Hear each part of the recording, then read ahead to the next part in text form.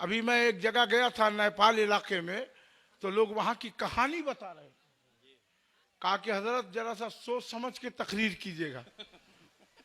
हम कहा क्या?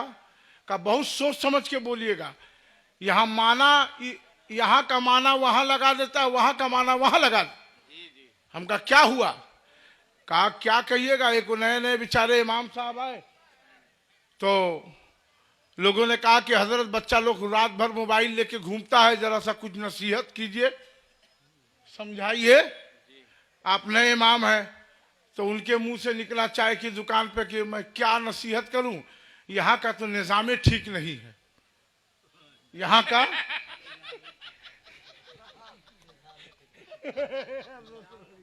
कहा यहाँ का निजाम ठीक नहीं है। या अल्लाह, निजाम भाई का पोता वहां बैठा था, कहा अच्छा पूरा गांव ठीक है, हमारे दादा निजाम नहीं ठीक है। अब वो कहा कि ले भाई हम ये नहीं कहा, हमारे कहने में गांव, कहा नहीं आप हमारे दादा निजाम का नाम लिए। 4 आदमी गवाही देने लगा, बड़ा हंगामा हो गया, पंचायत हुई। इमाम साहब ने कहा कि भाई मैंने कहा ये गांव के हालात जो हैं उसको मैंने कहा कि यहाँ का निजाम, जैसे हम लोग नहीं कहते हैं ए भाई निजाम सही नहीं था, वहाँ का निजाम सही नहीं, ऐसे बोलते हैं ना। अब वहाँ एक आदमी सदर साहब का नाम निजामे था, अब वो का पोता उता जो है सब लाठी गड़ासा लेके पंचायत इमाम साहब पे, अब वो लाख समझा रहे कि रे भाई मैंने ये कहा नहीं, अल्लाह कसम आपने मेरे दादा निजाम का नाम लिया, अल्लाह कसम आपने मेरे दादा निजाम का नाम लिया। अब 2-4 आदमी कहे हाँ हाँ हाँ हाँ आप बोले थे कि निजाम ठीक नहीं है, आप बोले थे कि निजाम ठीक नहीं है। 1100 रुपया इमाम साहब पे जुर्माना रख दिया। अब वो बोले कि रे भाई अभी ये लोग तनख्वाह नहीं दिया और 1100 रुपया जुर्माना भी डाल दिया। हसन रजा साहब शिवानी, अब वो बेचारे बड़े परेशान, अब क्या करें भाई। कहा कि ना अब अच्छा है कि वो बोले नहीं, वो बोलवे नहीं करते थे, कोई कुछो करे बोलते ही नहीं थे, मस्जिद का लोटा ले जाए तो भी नहीं बोलते थे।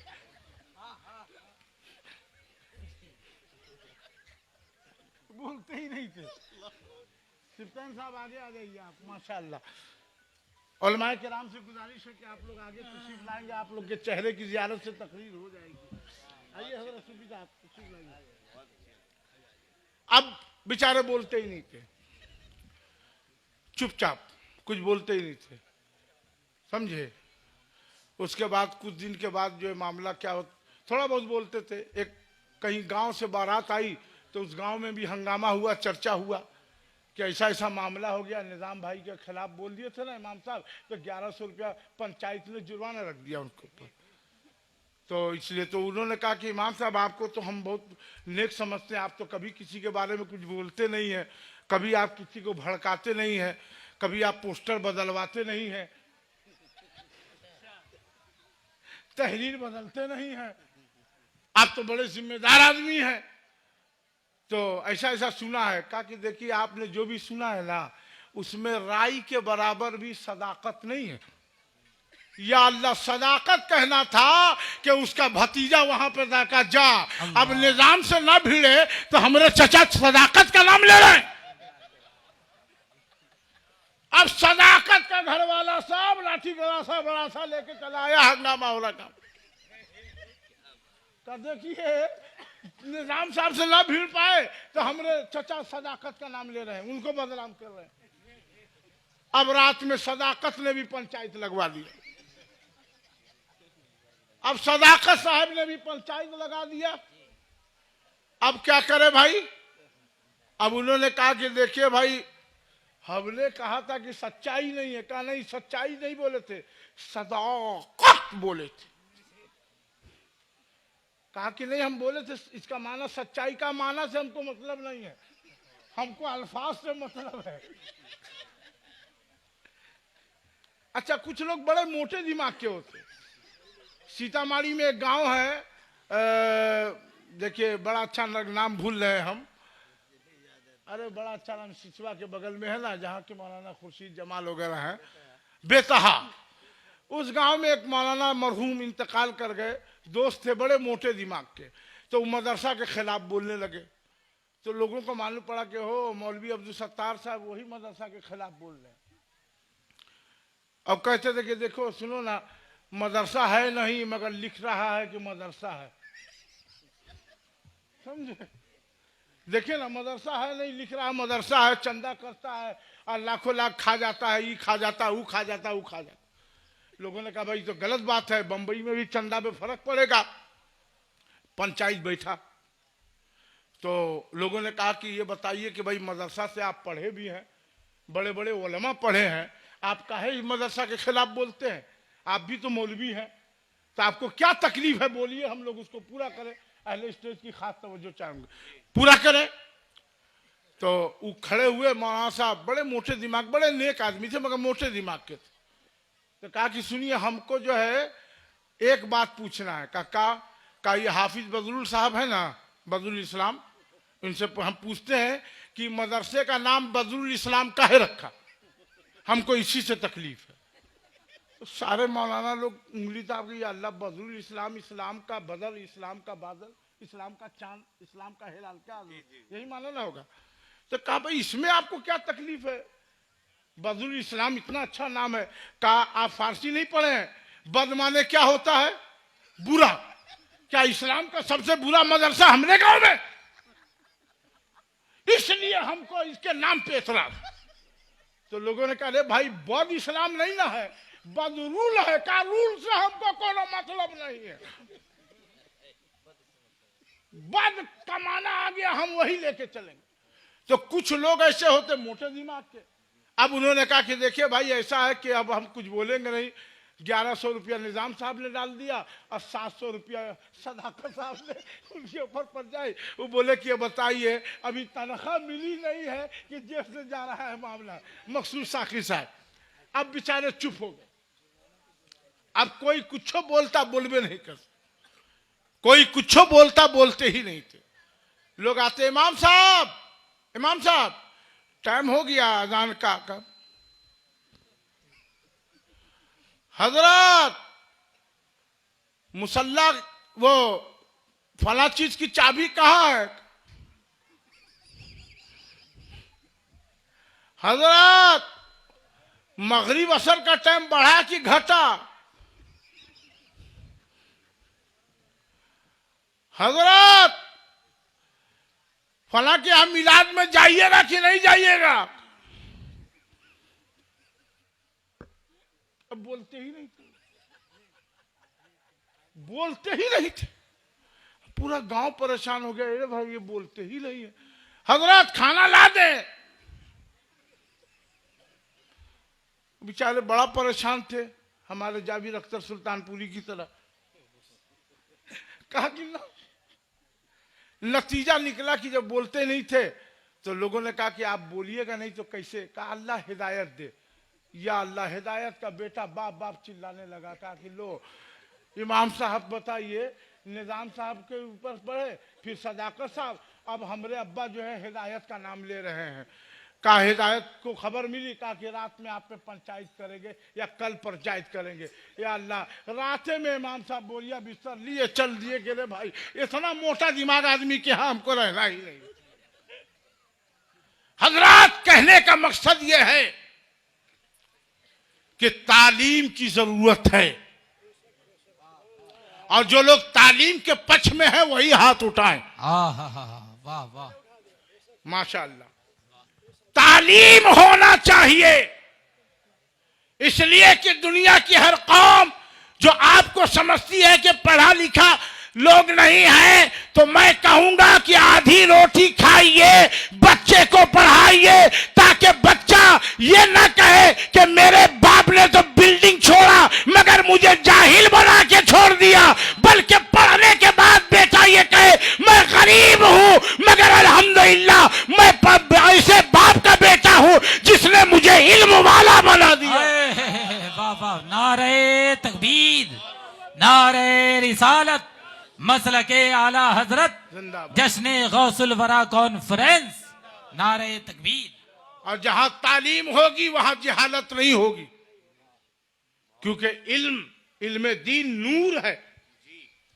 अल इल्मो नूरुन, इल्म रोशनी है, नूर है। और इल्म पर सबसे ज्यादा जोर इस्लाम ने दिया। इस्लाम ने जोर दिया इल्म पर। नबी ने यहां तक फरमाया कि इल्म दीन हासिल करो मां की गोद से लेके कब्र तक। अगर इल्म हासिल करने के लिए तुम्हें चीन जाना पड़े, मगर ईमानदारी से बताओ कितने अमीर के बच्चे मदरसे में पढ़ते हैं? बोलिए। जो बच्चा काम का नहीं उसको मदरसा में ले आएंगे हजरत के। अल्हम्दुलिल्लाह अच्छी तालीम हजरत के यहाँ हो रही। कुरान पढ़ बच्चे जब सुनाते हैं तो तबीयत खुश हो जाती। मगर ऐसे बच्चे को लाया जाता है। आज जो बच्चा स्मार्ट है उसको कॉलेज में, क्यों? कहा कॉलेज में पढ़ेगा मेरा नाम पैदा होगा। पहले स्टेज की 1 मिनट के लिए तवज्जो चाहूंगा मैं, 1 मिनट के लिए ईमानदारी से। कसम खुदा की मैंने आज तक नहीं देखा कि किसी का बेटा डॉक्टर हुआ हो तो खानदान का नाम हुआ हो, इंजीनियर बना तो खानदान का नाम हुआ हो, कलेक्टर बन गया तो भी खानदान का नाम नहीं, ज्यादा से ज्यादा एक पुश्त चला है। मगर अल्लाह की कसम किसी गरीब का बच्चा हाफिज कुरान हो गया है तो आलिम दीन हो गया है तो 7 खानदान तक उसका नाम चल रहा। अबे तुम तो तुम्हारी ये डिग्री 5 साल 10 साल 15 साल, मगर जो डिग्री इस्लाम ने इन्हें दिया है वो कोई छीन नहीं सकता। मुझसे पेशरो चतुर्वेदी साहब बोल रहे थे, मैं सुन रहा था, गुफ्तगू सुन रहा था, इसलिए कि रहबर को बेदार रहना चाहिए, सोना नहीं चाहिए। कौन कहां से बोला? मैं आपको बताना चाहता हूं इस्लाम के ऊपर नबी ने भी तालीम के लिए जोर दिया है। और इल्म दीन का मामला तो ऐसा है कि गौसे पाक ने भी इतना जोर दिया कि दुनिया में आने से पहले मां के पेट से आ रहे हैं तो कुरान का इल्म लेके आ रहे हैं।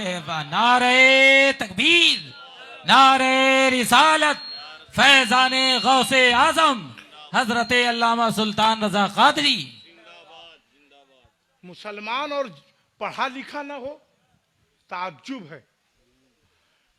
आज हम लोगों को मसला, अच्छा मसला वही याद होता है जिसमें अपना फायदा हो। बुरा नहीं मानिएगा जी जी। और जहां इमाम साहब का फायदा होगा वहां शरीयत निकालेगा, शरीयत का कानून निकाल देगा। कहा मकसूद भाई कि ये जायज नहीं है, ये तय करना जायज नहीं है, अपना दिमाग लगा देगा जहां इमाम का फायदा होगा। मगर सुनिए, इस्लाम की तालीम, हम ये नहीं कहते कि आप डॉक्टर नहीं बनाइए, अल्लाह ने पैसा दिया बनाइए। मैं दुआ करता हूं, बोलिए दुआ कर दूं हाथ उठा के कि अल्लाह जो लोग हमारी कौम के बच्चे डॉक्टर बन रहे हैं अल्लाह उनको कामयाबी अता फरमाए। इंजीनियर बनाइए, स्कॉलर बनाइए।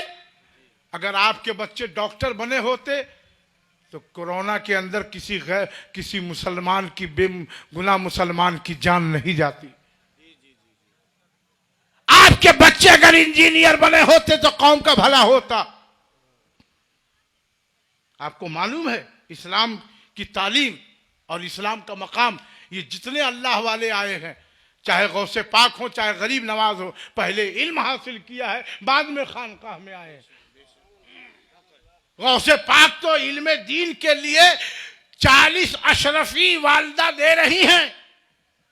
ये वाकया बहुत मशहूर है, वाकया बताना मकसद नहीं। और आप पढ़ने के लिए दूर जा रहे हैं। यहां तक एक मौका ऐसा आया कि 7 दिन गौसे पाक इल्म दीन तालिब इल्मी की जमाने में भूखे हैं, फाका कशी है। तो आपने सोचा कि मैं चलूं कुछ ऐसी चीज मुबाह चीज खा लूं जिससे जान बच जाए।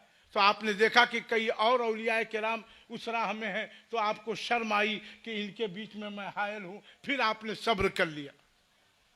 7वें या 8वें दिन आप किसी मस्जिद में आराम कर रहे थे, एक मुसाफिर आता है और अपने साथ कुछ खाने का सामान, क्योंकि उसके नाम लेना मुनासिब नहीं है, भुना हुआ गोश्त और हलवा ला के खरीद के खाना चाहता था कि गौसे आजम की नजर पड़ी और जैसा वो लुकमा डालता था तो अंदर से नफ्स जो है भूख भूख कह रहा था। उसने इसको महसूस किया, कहा शहजादे आके तुम खा लो इसमें।